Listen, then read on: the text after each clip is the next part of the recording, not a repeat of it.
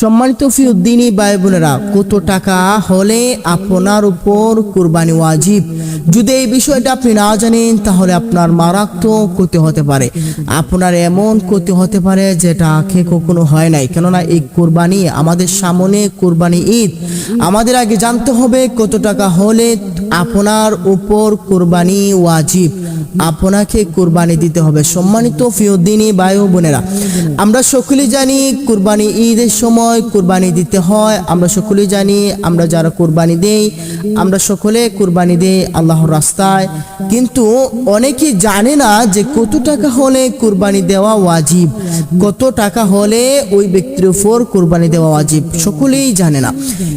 আপনি যদি শতকরা এই দেশের মধ্যে 100%-এর মধ্যে 90% মানুষ দেখবেন যে তারা জানে না যে কত টাকা হলে তাদের উপর কুরবানি ওয়াজিব হবে, এবং কত ভরি স্বর্ণ হলে তাদের উপর কুরবানি ওয়াজিব হবে, এবং কত ভরি রূপা হলে তাদের উপর কুরবানি ওয়াজিব হবে। কিন্তু এই বিষয়গুলা আপনাদের সকলেই জানা দরকার। কেননা আপনারা হচ্ছেন মুসলমান, শেষ জামানার নবীর উম্মত। কেননা আপনাকে কুরবানি দিতে হবে। আপনি যদি কুরবানি না দেন তাহলে আপনার মারাত্মক ক্ষতি হতে পারে। সম্মানিত প্রিয় দ্বীনী ভাই ও বোনেরা, চলুন আমরা মূল ভিডিওতে চলে যাই। আমরা জানবো কিভাবে কত টাকা হলে আমাদের উপর কুরবানি ওয়াজিব হবে, এবং কুরবানির যে গোশতগুলো আছে সেগুলা ফ্রিজে রেখে খাওয়া যাবে কিনা।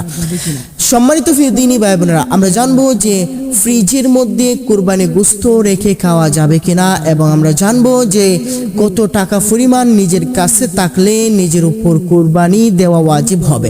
সম্মানিত প্রিয় দ্বীনী ভাই বোনেরা, চলুন আমরা মূল ভিডিওতে চলে যাই।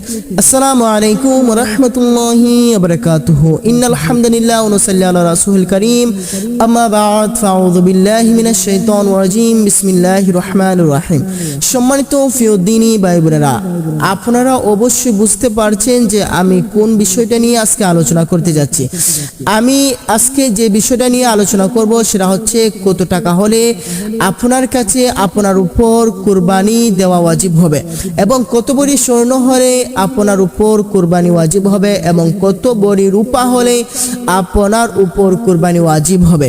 সম্মানিত প্রিয় দ্বীনী ভাই বোনেরা, এবং আমরা আজকে জানবো যে ফ্রিজের মধ্যে গোশত রেখে খাওয়া যাবে কিনা। আমাদের কুরবানির যে গোশতগুলো আছে সেগুলা ফ্রিজে রেখে রেখে খাওয়া যাবে কিনা, আমাদের খুবই ইম্পর্টেন্ট এই জিনিসগুলা।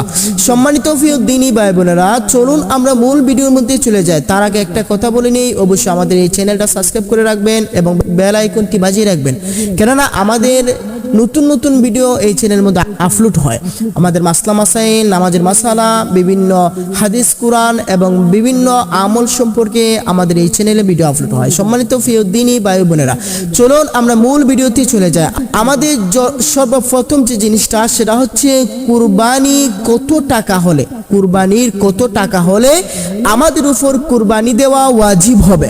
সম্মানিত প্রিয় দ্বীনী ভাই বোনেরা, এগুলা সকলেই জানা দরকার। তাহলে আমাদের আগে জানা দরকার যে কুরবানি কত ভরি স্বর্ণ হলে আমাদের উপর কুরবানি ওয়াজিব হবে।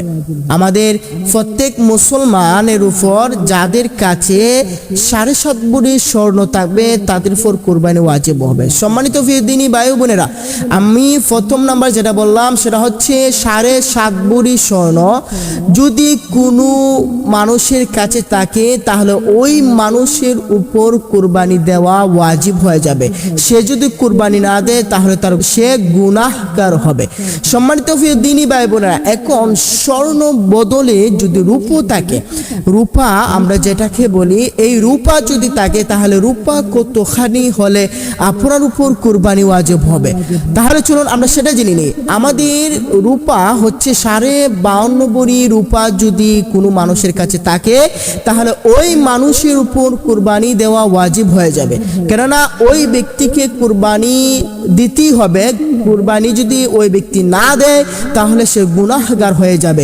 সম্মানিত ফিউদ্দিনী ভাই বোনেরা, এখন মূল কথা হচ্ছে আমাদের কাছে স্বর্ণ নেই, রূপাও নেই, কিন্তু টাকা আছে। এখন টাকা কত হলে আমাদের কুরবানি দেওয়া ওয়াজিব হয়ে যাবে? সম্মানিত ফিউদ্দিনী ভাই বোনেরা, অবশ্যই খুবই গুরুত্বপূর্ণ বিষয়গুলা। চলুন আমরা কত টাকা হলে কুরবানি ওয়াজিব হয় সেটা জেনে নিই। আমাদের কোনো ব্যক্তির কাছে, যেমন কোনো মানুষের কাছে যদি নগদ ৮০,০০০ টাকা থাকে তাহলে ওই ব্যক্তির উপর কুরবানি ওয়াজিব হয়ে যাবে। কেননা যদি সে কুরবানি না দেয় তাহলে সে গুনাহগার হয়ে যাবে। সম্মানিত ফিউদ্দিনী ভাই বোনেরা, আমি আবার বলতেছি যে বিষয়টা হচ্ছে, যদি আপনার কাছে স্বর্ণ ৭.৫ ভরি স্বর্ণ না থাকে অথবা ৫.৫ ভরি রূপা না থাকে, তাহলে আপনার কাছে যদি ৮০,০০০ পরিমাণ টাকা থাকে, যেমন ৮০,০০০ টাকা আমার কাছে নগদ আছে অথবা আমার ব্যাংকে আছে, আমার অ্যাকাউন্টে আছে, যেমন আমি এই ৮০,০০০ টাকার মালিক, তাহলে ওই ব্যক্তির উপর কুরবানি ওয়াজিব হয়ে যাবে। কেননা ওই ব্যক্তিকে তখন কুরবানি দিতে হবে। সে যদি কুরবানি না দেয় তাহলে সে গুনাহগার হয়ে যাবে। সম্মানিত ফিউদ্দিনী ভাই বোনেরা, আমরা জানতে পারলাম যে কোনো ব্যক্তির কাছে যদি নগদ ৮০,০০০ টাকা থাকে এবং নগদ বাদেও, যেমন আমি একজনকে ধার দিয়েছি ৮০,০০০ টাকা অথবা কেউ আমার কাছ থেকে আওলাদ নিয়েছে ৮০,০০০ টাকা, এরকম যদি কারো কাছে আপনি পান তাহলেও আপনার উপর কুরবানি ওয়াজিব হয়ে যাবে। কেননা আপনাকে তখন কুরবানি দিতে হবে। আপনি যদি কুরবানি না দেন আপনি মারাত্মক গুনাহগার হয়ে যাবেন। সম্মানিত ফিউদ্দিনী ভাই বোনেরা, আমরা জানলাম যে কুরবানি দিতে গেলে আপনার কাছে ৭.৫ ভরি স্বর্ণ থাকতে হবে। আপনার কাছে যদি স্বর্ণ না থাকে তাহলে ৫.৫ ভরি রূপো থাকতে হবে। যদি রূপাও না থাকে তাহলে আপনার কাছে নগদ ৮০,০০০ টাকা থাকলে আপনার উপর কুরবানি ওয়াজিব, তাহলে আপনি কুরবানি দিতে পারবেন। সম্মানিত ফিউদ্দিনী ভাই বোনেরা, আমরা এখন জেনে নিব যে আমাদের কুরবানির গোশত ফ্রিজে রেখে খাওয়া যাবে কিনা, কতদিন পর্যন্ত খেতে পারবো এবং কতদিন পর্যন্ত এটা খেতে হবে, এবং আমাদের কুরবানির গোশত কয় ভাগ করতে হবে সেটাও আমরা জেনে নেব। সম্মানিত ফিউদ্দিনী ভাই বোনেরা, চলুন আমরা মূল ভিডিওর মধ্যে চলে যাচ্ছি। প্রশ্নটা হচ্ছে, আমরা যখন কুরবানি দেই এই কুরবানি গোশতটা কয় ভাগ হবে? সম্মানিত ফিউদ্দিনী ভাই বোনেরা, আমি আবার বলছি, আপনারা যেই কুরবানি দিবেন ওই কুরবানির গোশতটা যেন ৩ ভাগ হয়। আপনারা যে কুরবানিটি দিবেন সেটা যেন ৩ ভাগ গোশত হয়। এই ৩ ভাগের মধ্যে ১ ভাগটা দিতে হবে আপনার আশেপাশের গরিব দুঃখী অসহায় মানুষ যারা আছে, এবং যারা আপনার আত্মীয় স্বজন গরিব আছে, অসহায়, তারা বাড়ির পাশে অনেক অসহায় মানুষ থাকে, তাদেরকে ১ ভাগ দিতে হবে এবং আর ১ ভাগ আপনাকে রাখতে হবে। আপনি যদি কুরবানি দেন তাহলে আপনাকে ১ ভাগ রাখতে হবে। আর যে ৩ নাম্বার ভাগটা, সেটা হচ্ছে আপনাদের যে আত্মীয় স্বজন ধনী লোক যারা আছে, যেমন ধনী, এখন আপনি তো কুরবানির মধ্যে কিছু দিতে হবে, গিফট দিতে হবে, এরকম যদি কোনো ধনী লোক থাকে আপনার কাছে, যেমন কুরবানি দেওয়ার সামর্থ্য আছে তার, কিন্তু তার কাছে যদি আপনি কিছু কুরবানি ঈদের সময় কিছু না দিলে আপনি লজ্জিত হতে পারেন, তাহলে ওই ৩ নাম্বার ব্যক্তি, যেটা ৩ নাম্বার ব্যক্তি, সেটা হচ্ছে আপনার আত্মীয় স্বজন যারা ধনী লোক আছে, যেমন কিছু অনেক টাকার সামর্থ্য লোক আছে, তাহলে ওই ব্যক্তিকে আপনি গোশত দ্বারা গিফট দিতে পারেন। যেমন এই ৩ ভাগটা, যেটা ৩ নম্বর ভাগটা, এটা ওই লোকটাকে দিতে পারেন যে লোকের কাছে অনেক টাকা পয়সা আছে, আপনার আত্মীয় স্বজন, কারণ আপনি গিফট না দিলে আপনি লজ্জিত হবেন, ওই ব্যক্তিকে আপনি দিতে পারেন। এটা হচ্ছে ৩ নাম্বার ভাগ। সম্মানিত ফিউদ্দিনী ভাই বোনেরা, এখন আমাদের জানবো যে আমাদের যে ভাগটা, আমাদের যে ১ ভাগ পাইলাম যিনি কুরবানি দিয়েছেন, ওই ভাগটা কতদিন পর্যন্ত ফ্রিজে রেখে খাওয়া যাবে? সম্মানিত ফিউদ্দিনী ভাই বোনেরা, আপনার বাঘ, যেমন আপনার অংশ যতটুক আপনার বাঘ আছে, ওই বাঘটা আপনি যদি ফ্রিজের মধ্যে 1 বছরও রাখেন তাও আপনি খেতে পারবেন। সম্মানিত প্রিয় দিনী ভাই বোনেরা, অনেকে বলে যে কুরবানির গোশত ফ্রিজে রেখে খাওয়া যাবে না, 3 দিনের ভিতরে খেয়ে ফেলতে হবে অথবা 7 দিনের ভিতরে খেয়ে ফেলতে হবে, নয়তো এই কুরবানি হয় না। এটা একদমই ভুয়া কথা, এটা একদমই মিথ্যা কথা, এটা ভুয়া কথা, কেননা এটা বানোয়াট কথা। এই কথা হাদিসের সাথে মিল খায় না, কেননা আপনার অংশ, আপনার যে বাঘের গোশতটা, সেটা আপনি যতদিন ইচ্ছে ততদিন ফ্রিজে রেখে খেতে পারবেন, তবে শীঘ্রই খেয়ে ফেলতে হবে, সেটা ভালো। কেননা বেশি দিন গোশত ফ্রিজে রাখলে সেটা একটা ক্ষতিগ্রস্ত হতে পারেন, যেমন গোশতর মধ্যে বিভিন্ন রোগ সৃষ্টি হতে পারে, সেই রোগ সৃষ্টি হয়ে আপনার শরীরের ক্ষতি হতে পারে।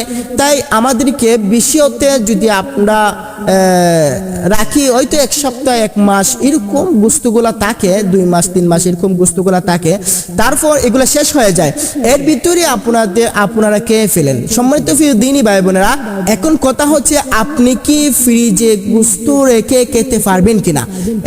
এই প্রশ্নের দ্বারা উত্তর হচ্ছে হ্যাঁ, আপনি ফ্রিজে রেখে আপনি গোশতগুলা খেতে পারবেন, আপনার যখন ইচ্ছে হবে তখন খাবেন, এটা আপনার ব্যক্তিগত ব্যাপার। সম্মানিত প্রিয় দিনী ভাই বোনেরা, এখন আমাদের আরেকটা যে ইম্পর্টেন্ট জিনিস, সেটা হচ্ছে আমরা যে কুরবানি দিই, আমরা অনেকে বলে থাকি যে আমার বাবার নামে কুরবানি দেব, অথবা আমার ছেলের নামে কুরবানি দেব, আমার মায়ের নামে কুরবানি দেব। এই যে আমার মায়ের নামে, বাবার নামে, ছেলের নামে, এই কথাটা যে উল্লেখ হয়, এটা কিন্তু ঠিক নয়। কেননা এই কুরবানি একমাত্র আল্লাহ রাব্বুল আলামিনের নামে হয়, কেননা উদ্দেশ্য হচ্ছে আপনার, যেমন আপনি আপনার বাবার পক্ষ থেকে হবে, যেমন আপনি এইভাবে বলতে পারেন যে আমি আমার বাবার পক্ষ থেকে কুরবানি দেব, অথবা আমি আমার মায়ের পক্ষ থেকে কুরবানি দেব, অথবা আমি আমার সন্তানের পক্ষ থেকে কুরবানি দেব। এখন এই যে আপনারা বলে থাকেন যে কুরবানিটা আমার বাবার নামে দেব, আমার মায়ের নামে দেব, আমার সন্তানের নামে দেব, এগুলা বানোয়াট কথা, এগুলা কিন্তু হাদিসের সাথে মিলে না, কেননা এগুলা ভুয়া কথা, এগুলা আপনারা বলবেন না, এগুলা বলাটা ঠিক নয়। কেননা কুরবানি শুধু একজনের, সেটা হচ্ছে আমার আল্লাহ রাব্বুল আলামিন, আল্লাহ রাব্বুল আলামিনের নামে কুরবানি দেওয়া হয়। কেননা কুরবানি যখন দেওয়া হয় তখন বিসমিল্লাহি আল্লাহু আকবার বলে আল্লাহর নামে গরুটা জবাই করে দিতে হয়। এখন এখানেই আমরা বুঝতে পারি যে এটা হচ্ছে আল্লাহর নামে, কেননা বিসমিল্লাহি আল্লাহু আকবার বলে আল্লাহর নামে আমি কুরবানিটা দিলাম।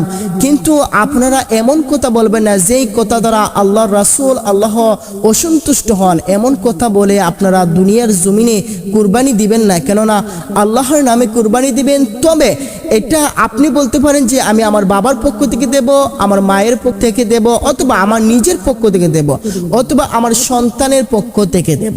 সম্মানিত প্রিয় দিনী ভাই বোনেরা, আমরা জানলাম যে কুরবানি কত টাকা হলে কুরবানি দেওয়া ওয়াজিব হয়ে যায়, এবং আমরা জানলাম ফ্রিজে রেখে কুরবানি গোশত খাওয়া যাবে কিনা। সম্মানিত প্রিয় দিনী ভাই বোনেরা, অবশ্যই আপনারা উত্তর পেয়ে গেলেন।